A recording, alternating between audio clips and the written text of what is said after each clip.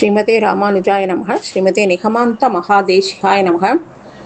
ஸ்ரீ கோதாஸ்துதியில் 26வது ஸ்லோகத்தில் கோதாதேவி அமுத நதியாக நம்மளுடைய சம்சார தாபத்தை போக்குறா அப்படின்னு பார்த்தோம். இப்போ 27வது ஸ்லோகத்தில் கோதாதேவி ஜெகத் ஜனனியாக இருக்கா, இந்த உலகத்துக்கே தாயாக இருக்கா அப்படிங்கிறத பற்றி ஸ்ரீதேசியன் இதில் சொல்கிறார்.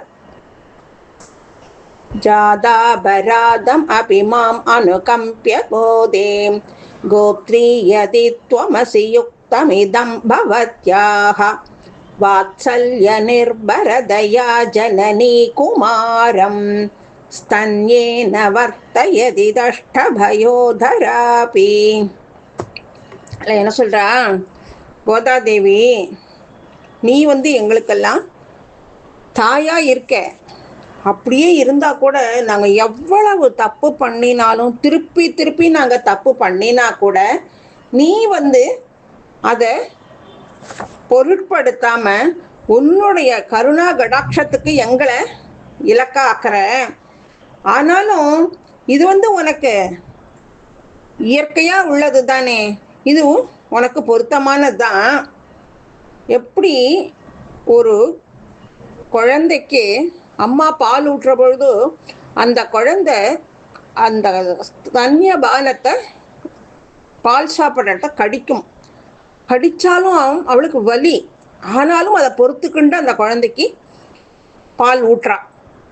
திருப்பி திருப்பி அந்த குழந்தை கடிக்கிறது அதையும் பொறுத்துக்கிறா, அந்த குழந்தைக்கு பாலை கொடுத்து போஷிக்கணும்னு போஷிக்கிறா. அப்படி இருக்கிற பொழுது இப்படி இந்த உலகத்தில் இருக்கிற சாதாரண மக்களே ஒரு குழந்தையுக்கு இந்த தாய் வாத்சல்யத்தோடு இருக்கிற பொழுது நீ வாத்சல்யத்தோடு இருக்கிறதுங்கிறது ஒரு பெரிய விஷயம் இல்லை. அதனால தாயான நீ தான் எங்களெல்லாம் காத்தருள்றங்கிறது ரொம்ப பொருத்தம்தான் அப்படின்னு சொல்கிறார்.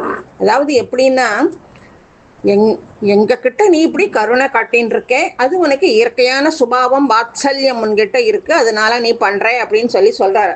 வாத்சல்யம் அப்படின்றார். அது என்னன்னா, என்ன தப்பு பண்ணினாலும் அந்த தப்பை பொருட்படுத்தாம இருக்கிறது, தோஷத்தை பார்க்காம இருக்கிறது தான் வாத்சல்யம் அப்படிங்கிறது.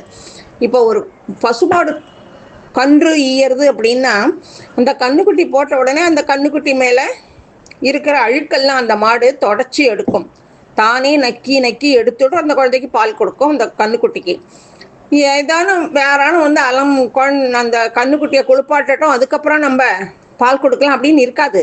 ஏன்னா வாத்சல்யம் அந்த கண்ணுக்குட்டி மேலே இருக்கிற அந்த அழுக்கெல்லாத்தையும் தானே நக்கி அதை போக்கடிக்கும். அதே மாதிரி ஒரு நம்ம சீதா பிராட்டிக்குமே இந்த காக்காசுரன் ஸ்தன்யபானத்தை தொட்டு அதில் தாயார் அந்த வலியையும் பொறுத்து கண்டு அவனுக்கு அனுகிரகம் பண்ணியிருக்கா அப்படின்னு பார்க்குறோம் நம்ம. அந்த மாதிரி நம்ம கிட்ட இருக்கிற வாத்சல்யம் நம்ம பண்ணுற அபராதங்கள் எல்லாம் அவ கவனிக்கிறது கிடையாது. என்னதான் அபராதங்களை பண்ணினாலும் அந்த தாய் அப்படிங்கிறவள் அந்த குழந்தைய எப்படியா இருந்தாலும் போஷிப்பாள் அப்படிங்கிறது தான் இங்கே. கோதாதேவிங்கிறவன் நம்ம எவ்வளவுதான் தப்பு பண்ணிட்டே இருந்தால் கூட நீ எங்களுக்கு கருணை புரிகிற, இது உனக்கு பொருத்தமானது, இந்த உலகத்தில் இருக்கிற தாய்மார்களே பண்ணுற பொழுது உனக்கு இது பெரிய விஷயம் இல்லை அப்படின்னு சொல்கிறார். அதே ஸ்ரீ தேசிகன் தயா சதகத்தில் 6வது ஸ்லோகத்தில் சாதிக்கிறார். சமஸ்த ஜனனிம் வந்தே சைத்தன்ய ஸ்தன்யதாயினே அப்படிங்கிறார். அது என் தாயார் தன்னுடைய ஞான முளைப்பாலை கொடுத்து நம்ம கிட்ட கருணை காமிக்கிறார் அப்படின்னு சொல்றார். அடுத்தது ஒரு சத்தியலோகத்தில் நடந்த சம்பவம். துர்வாச மகரிஷிங்கிறவர் ஒரு வார்த்தை தப்பா சொல்லிட்டார் அப்படிங்கிறதுக்கோசரம் சரஸ்வதி சிரிச்சுட்டாளாம். உடனே துர்வாச மகரிஷிக்கு கேட்கணுமா, கோபம் வந்துட்டோ, நீ பூலோகத்துல போய் பிறக்க கடவாய் அப்படின்னு சாபம் கொடுத்துட்டார். அவ உடனே இந்த சாபத்துக்கு விமோச்சனம் கேட்கிறா. நீ ஒரு பெண்ணா பிறந்து அதுக்கப்புறமா அந்த சாபம் நீங்கி நீ சத்தியலோகத்துக்கு வருவே அப்படின்னு சொல்லிட்டார். உடனே சரஸ்வதியும் பூலோகத்துக்கு வரா. ததீச்சி மகரிஷிக்கு மனைவியா ஆரா. அந்த ததீச்சி மகரிஷிக்குடைய சகோதரர் பார்கவன் அப்படிங்கிறவர், அவர் அக்ஷமாலைங்கிறவளை கல்யாணம் பண்ணிக்கிறார். 2 பேருக்குமே குழந்தைகள், ஆண் குழந்தை பிறக்கிறது. இந்த சரஸ்வதிக்கு பிறக்கிற குழந்தைக்கு பேரு சாரஸ்வதன் அப்படின்னு பேரு. இப்படி இருந்துட்டு இருக்கிற பொழுது சரஸ்வதிக்கு அந்த சாப காலம் தீந்து போயிடுத்து. சாபம் தீந்து போறச்சு இவ சத்தியலோகத்துக்கு போகணும். போகும்போது இந்த குழந்தைய விட்டுட்டு போறதுக்கு அவளுக்கு மனசு வரல. இந்த குழந்தைய காப்பாற்றணுமே அப்படின்னு நினைக்கிறா. இருந்தாலும் தன்னுடைய ஓர்படி கிட்ட கேட்கிறா, அக்ஷமாலை கிட்ட, இந்த குழந்தைய நீயும் உன் குழந்தைய மாதிரியே வளர்ப்பியா அப்படின்னு கேட்கிறாளாம். அக்ஷமாலையும் நன்னா வளர்க்குறேனே அப்படின்னு சந்தோஷமா அவளும் பதில் சொல்றக்கா. உடனே சரஸ்வதியும் சத்தியலோகத்துக்கு போயாச்சு. இந்த அக்ஷமாலை அந்த சாரஸ்வதன் இவளுக்கு பிறந்த குழந்தை 2த்தையும் வளர்த்துன்னு இருக்கா.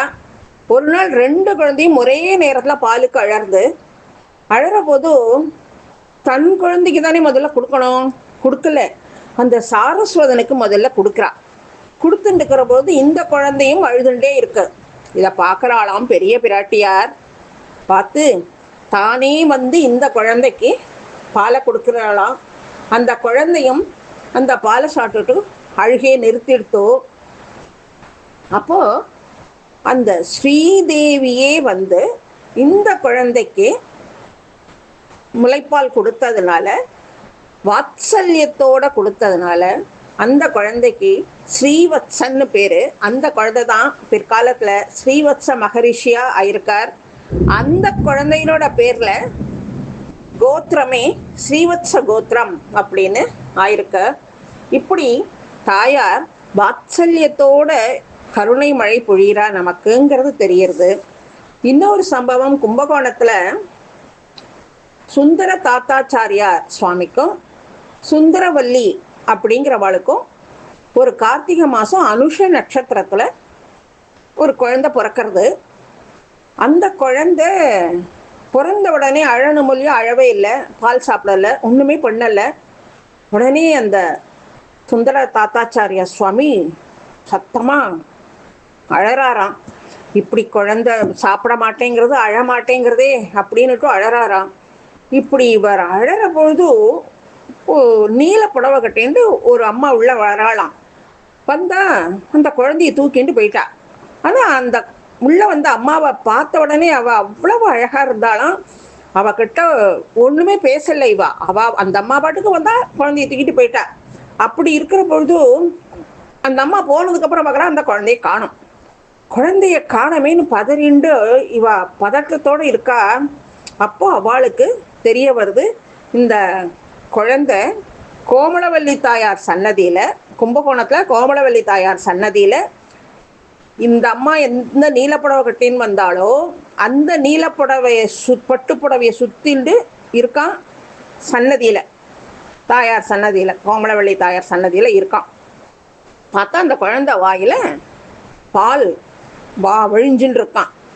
இங்கே ஆற்றுல பால் சாப்பிடல, அழல, இந்த குழந்தை உயிரோட இருக்கோ இல்லையோ அப்படின்ற பதட்டத்தில் இருந்தவாளுக்கு தாயாரே வாத்சல்யத்தோட அந்த குழந்தைக்கு முளைப்பால் கொடுத்து அனுகிரகம் பண்ணியிருக்கா. அப்பேற்பட்ட தாயார் நம்ம எல்லாருக்குமே வாத்சல்யம் அப்படிங்கிற அந்த குணத்தை வச்சுக்கொண்டு நம்மளோட தோஷம் எதுவாக இருந்தாலும், எத்தனை தோஷம் இருந்தாலும் பார்க்காம நமக்கு அனுகிரகம் பண்ணுறா அப்படிங்கிறது தான் ஸ்ரீ தேசிகன் ஸ்ரீ கோதாஸ்துதி இந்த ஸ்லோகத்தில் நமக்கு எடுத்து காமிச்சிருக்கார். நாம்ளும் என்ன கஷ்டம் வந்தாலும் தாயார்கிட்ட முறையிட்டோம் அப்படின்னா தாயார் வாத்சல்யத்தோடு நமக்கும் அனுகிரகம் பண்ணுவா அப்படிங்கிறது தெரிஞ்சுட்டோம். அடுத்த ஸ்லோகத்தில் ஸ்ரீ தேசிகன் என்ன சாதிக்கிறார் பார்க்கலாம். ஸ்ரீ கோதா திருவடிகளே சரணம்.